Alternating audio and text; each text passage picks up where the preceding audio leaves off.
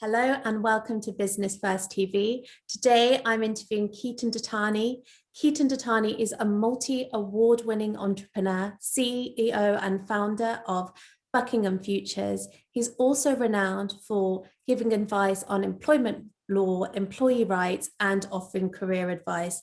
There's so much more to Ketan as well. He's a successful husband, has 4 fantastic children, the cutest dog I've ever seen, is an influencer on Instagram, and is also known for his strong beard game. So Ketan, I hope that's an introduction that you care to expand on. There's so much to talk about here. If you'd just like to say hello and introduce yourself to the audience. Well, thank you so much for that introduction, Sad. I don't really have much else to say other than that. Thank you so much. Really appreciate the introduction. Very colourful and really and truly, I'm just a regular guy, but thank you. Ketan, it's fair to say anybody looking externally would see you as a man that absolutely has it all. You have a great business, a fantastic family, you take care of yourself physically, you are into spirituality and wellness. You really are an all-rounded man. So it'd be very easy to look at you and think you have a life of privilege, but I'm aware that it wasn't always like that. And you've worked incredibly hard and made some tough choices to get to where you are. Would you care to share that and those life experiences with the audience?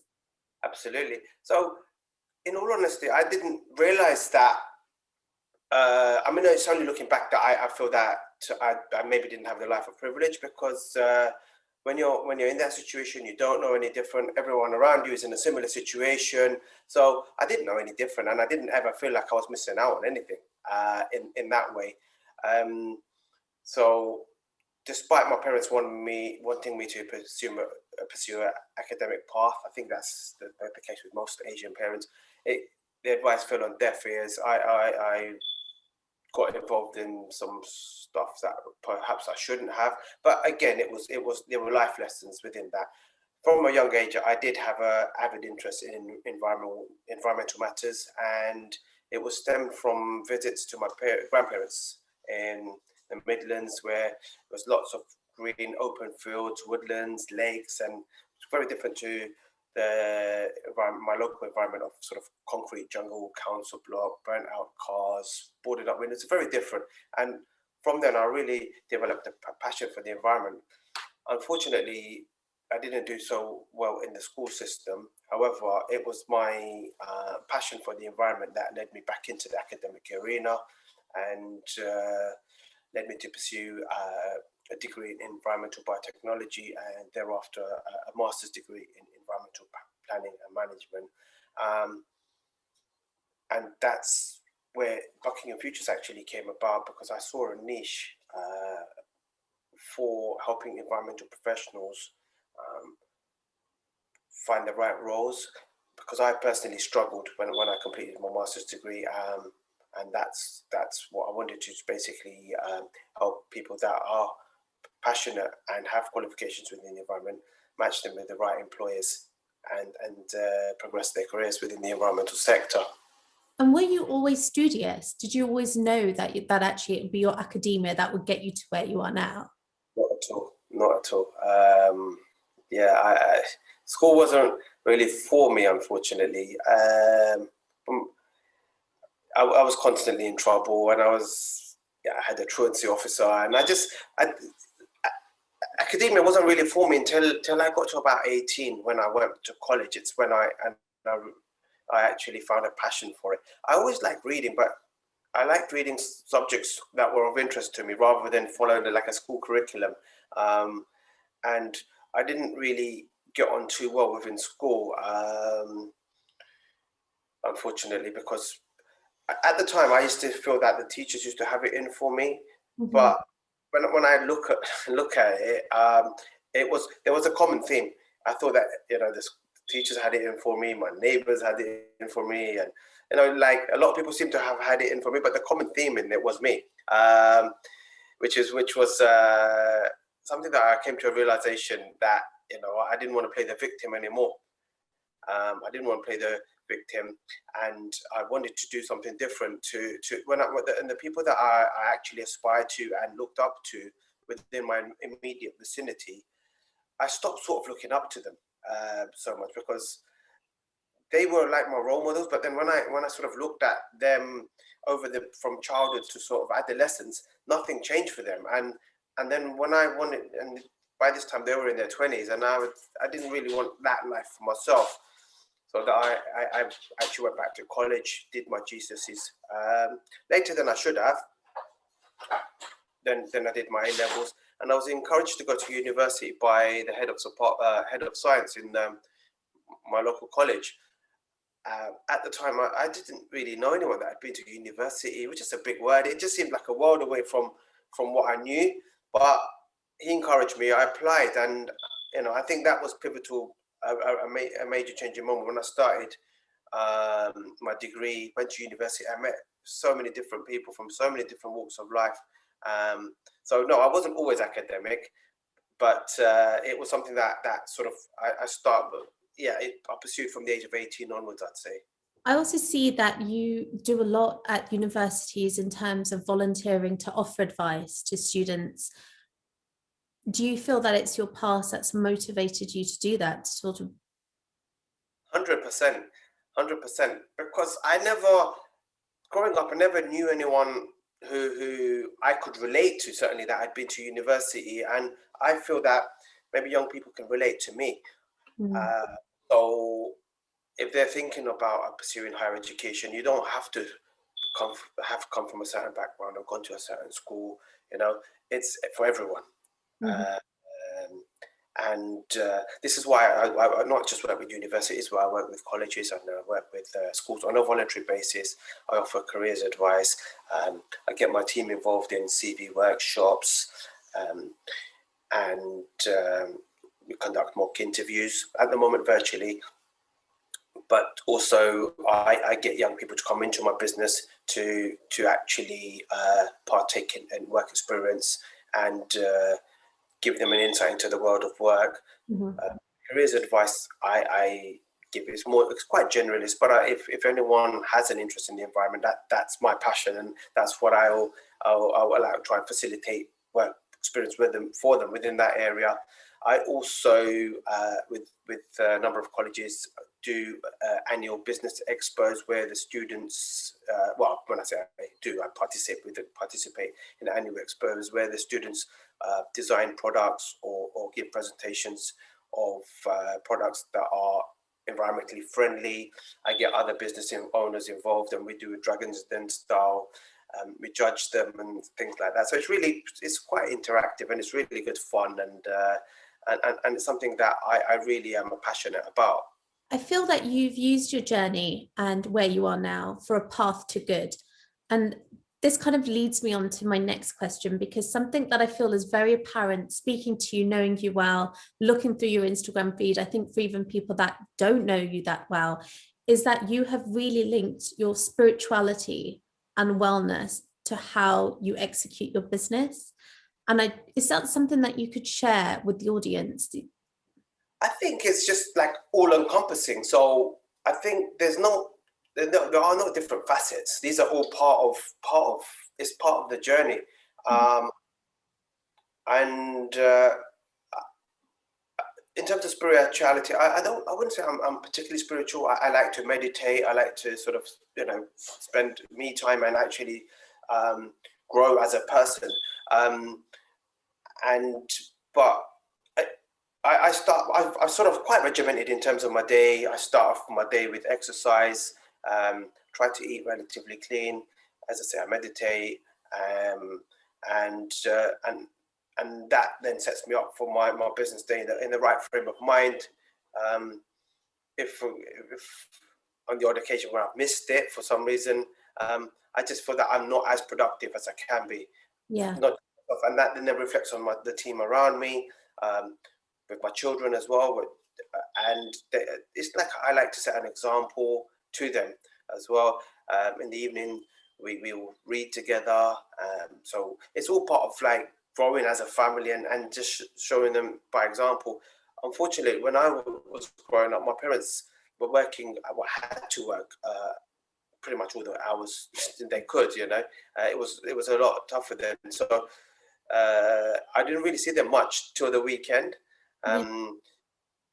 I'd be at babysitters and I'd be at school or babysitters, and then I'd see them briefly in the evening, and in the morning they'd leave really early to go to work. And so I try to sort of, as much as possible, be around, and I want my children to have that memory that, that I was there as they're growing up.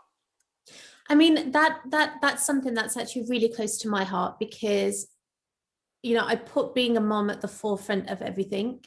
And I'm fully aware that I will only have this one opportunity to raise my children.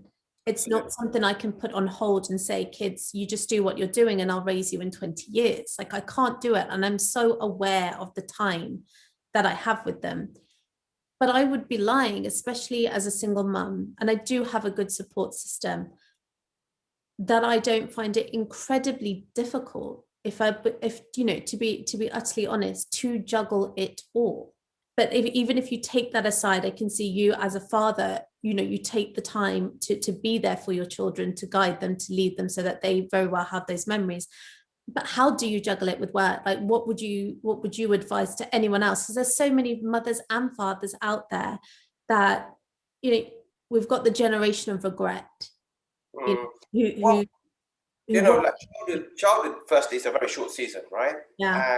And my approach to parenting is basically, I look at it.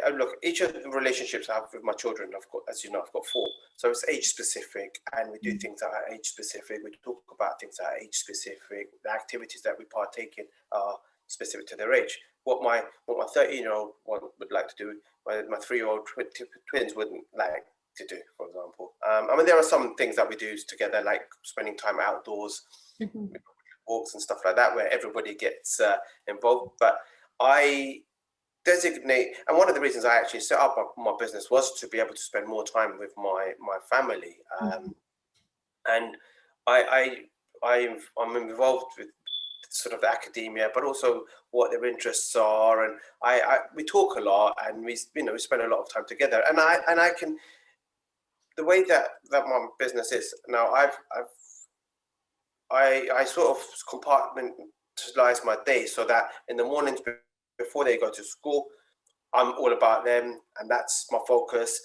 After school, we'll always have a catch up. How was school? What did you learn? And I'll always take an active interest in the homework. More so since lockdown, because of the homeschooling, and it's been beneficial for me. So all the schooling that I personally missed out on, I'm actually catching up now. I've learned. I know geography. I know quite a lot of history. All the stuff that I didn't do, I missed out on. It's been great. And you always get a second chance, right? And I've never been in a situation where, like, 7 days in and out, we are having 3 meals together a day, and it's actually been good. I've got to know my children better. I thought I knew them really well, but I know them even better now, and they know me better. And it's been challenging, but it's been really, really, it's been awesome. But coming back to your question, sorry, I did digress there. It's really just what's important. If it's important, you'll make time for it. And that's really simply, I know people are busy, and sometimes you've got to sort of give up on other things that are probably not as important. They may seem important at that time, but I look at things, I put them into sort of A, B's or C's, right? A's, I need to do now. And it's imperative I'll deal with this right away. B's, I can do later. C's, I can delegate. So that's how I compartmentalize things. So once my A's are done, I'm about my children, and my family and my parents and stuff like that. If they need me, the B's can wait. The C's can definitely wait.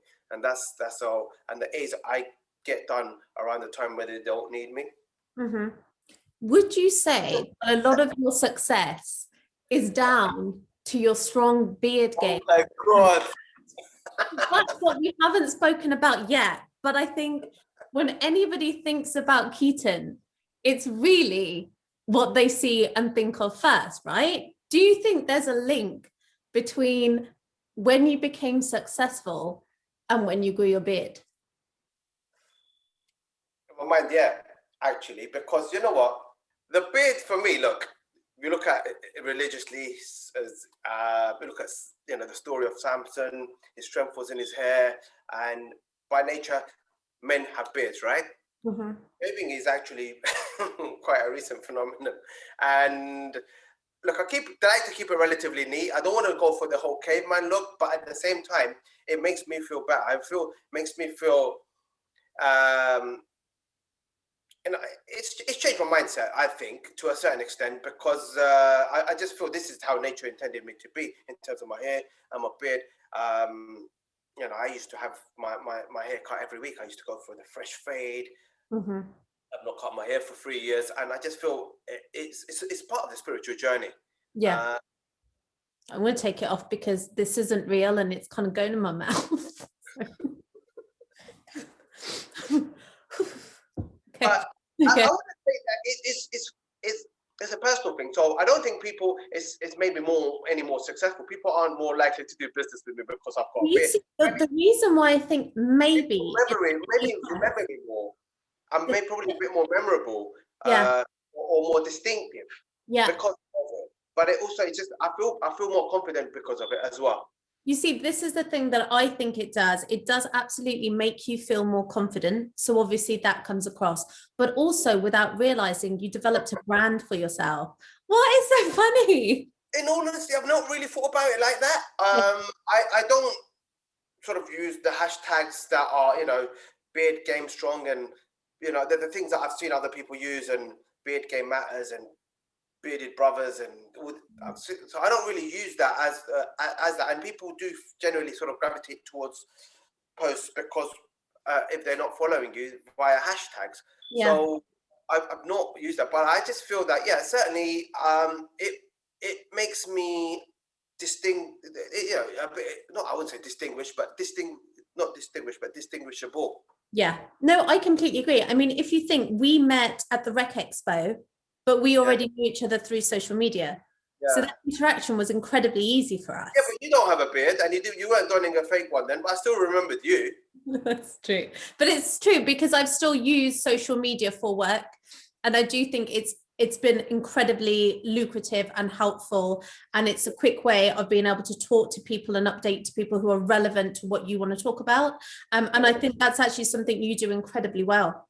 I really do. And I think it's something that probably in turn has I've led. actually been advised against what I do by a lot of social media experts, but it seems to be working because they're saying, look, if you're into the fitness, just focus on the fit, or have separate pages for your fitness, separate pages for your business, separate pages for, you know, because I with the voluntary work, for example, or you know, my passion for the environment and nature, and that type of thing, and to sort of separate it all out, and also anything related to employment law, keep that separate. But I've kind of put it all in one, and it seems to be working for me. I'd love to talk about that with you, because I feel that whole separation thing is exactly what they used to say about your work life and your home life, right? You'll be one person at work and you're a completely different person at home. And I think we're in a generation and a time and a period now where we're sick of that, actually. You know, I always look at someone overall, you know, especially if I'm doing business with them, I'd like to know a little bit about what he or she is about. And that's why I give people snippets on what I'm about. Just because I'm not just that business person who wants to do business, but I'm also, you know, this is what Ketan's about. Ketan's about family. Ketan's about nature. Ketan's about exercise. Ketan's about wellness, mindset, reading, elevating myself. So there's so many facets to me, you know. And all of those facets are what being a husband, and there's just so many facets to me that I like to share, because it's all part of who I am. And it's all part of who you are, and it's all part of how you manage a team.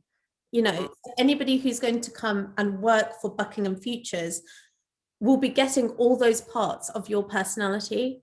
So Absolutely. To be comfortable and showing them and all parts of them, it's actually, without realizing, you're creating the ethos and that company culture and what anybody who works for you can expect when they're there. And I've met the team.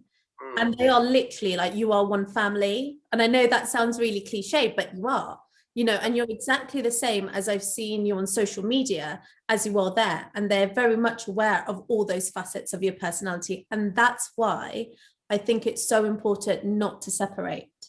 Yeah, look, it's about transparency and being who Yeah. you are. Because if you try to pretend to be someone you're not, and if you're not authentic, you very quickly get found out. Yeah. You can't keep up that sort of whole. You just can't keep up that charade. You really got to be you, right? And at the same time, share what you can, whether it be with your children, with your team members, and in growing those around you, you actually grow yourself. Mm-hmm. I think probably to wrap this interview up, the thing that has stuck out the most to me isn't the beard. Seriously, after that beard thing, isn't the beard, like but you knew that would happen. Come on. No, I did not expect I that. don't lie to I am on my. You know what? From what I've known, I thought maybe something quirky or something a bit unexpected. Or I don't know. I really didn't know. You didn't preempt me in any way, right? So I thought it's going to be a serious meeting or like a serious interview or what. I was going to go along with irrespective, but come on, man, that was just wow. I don't know. It seemed like a really normal idea. I was like, Amazon Prime that. So yeah, thankfully. No, I did digress. What was your last question? I think after everything that we've spoken about in this interview, the one thing that's really stuck out to me that you said throughout this was you were at a stage in your life where you felt everybody had it in for you or everybody was the problem. And the moment you realize that actually maybe I'm the problem, maybe it's how I'm seeing things, maybe it's how I'm perceiving things, maybe it's a narrative that I have for myself. Once you decide to change that, your entire life changed. And my dad once said to me, I was going through a really hard time. So it was like, family life, whatever. And I was a bit down. And he looked at me and he said, do not accept pity from anyone else and do not have pity for yourself. That's it. So don't do it. Yeah. And that's the problem I had. I was playing the victim for so long. Yeah. And I think once you change that, the world is not the problem. You may have problems, but the world is not the problem. Things might be going bad, but the world is not bad. All people, all those sweeping statements and running that narrative, once you change that, your life just flows. It makes such a big difference because you then are taking responsibility. You're taking responsibility for what moment you're in and what you're doing to create it, and therefore what you can do to either get out or not. We all go through stuff. It's at that point you take the reins of your life. Take the reins of your life. Because it's so short. There'll be trials and tribulations. But once you have that mindset, you can actually deal with these trials and tribulations a lot better. And you're not being a victim. And as I was saying, I just thought that everyone seemed to have it in for me, whether truancy officer, ration services, teachers, neighbors, even extended family who didn't want my cousins to mix with me because they deemed me as a bad. I just thought everyone, I don't think they liked me, I thought. You know? And then I realized it wasn't them, it was me. I am the common theme in all of this. I was, disliked by everyone because of it was in here. They didn't dislike me. They disliked the things I was doing, but they didn't dislike me as a person. Yeah. You're so right, and it's that waking moment. Obviously, there are times where you can sort of take a step back and maybe slip up a little bit, but as long as you know the path and you realize and you see that you actually can, the traits or the thought process, and then you can quickly snap out of it and analyze it from an external perspective. And that's where winning is done, isn't it? When you sort of look from the outside looking in. Yeah. You're in control. You're running the narrative, and I think that's just so important. And it's still a learning process. Look, I'm nowhere near where I want to be. Nowhere near. Are any of us really? Yeah. But thank I'm you. learning every day. I'm learning though from around people around me, like so. I've been even learning from my children, you know, who are a lot younger than me. It's about listening and sort of taking lessons. I even learned from my dog, you know. Yeah. I've learned in lockdown to live in the moment. Like he looks forward to his walks and stuff, and he's not worrying about, oh, shall I check my emails when I come home, or Because he's a dog. yeah. But he's just living for the moment. He's just constantly happy just to be around us. And Yeah. I'm No, you I know, get. what we're gonna do next year, and and what about we can't go on a family holiday? You know, all these different things. Or what about this tender? It needs to be submitted by such and such time. I've learned to live in the moment. While I'm out, I want to every moment be living in that particular moment. Yeah. There are some techniques that you can do to help with that. So I use mindfulness techniques, for example. If I can feel that I'm getting worried or I'm getting too stressed, too anxious, then I will just, start feeling textures around me and naming those textures, trying to listen, what sounds can I hear? And it just brings me back in that moment, because we do have what could be perceived as very stressful lives, but I don't feel that anymore. No, no. So I do box breathing. So it's basically 16 seconds. So you Yeah. breathe in for 4 seconds, you hold it for 4, you breathe out for 4, then you rest for 4. You start the process again, and you do that 3 to 4 times, and you're back in the moment. That's Yeah. what works for me. But I certainly we'll try what you've just recommended I'll try about. your box thing. Well, yeah, I've got to say thank you so much. As always, I always learn so much from talking to you. I always have a good time, and I always look forward to the next one. So thank you so much, Ketan. We're going to share some links. So if anybody wants to learn more about Buckingham Futures or Ketan himself, and you want to get in touch, then we'll be able to have those links for you as well, and you can reach out to him directly. Thank you for your time, Ketan. Thank you. For watching. Take care. Bye-bye. Bye.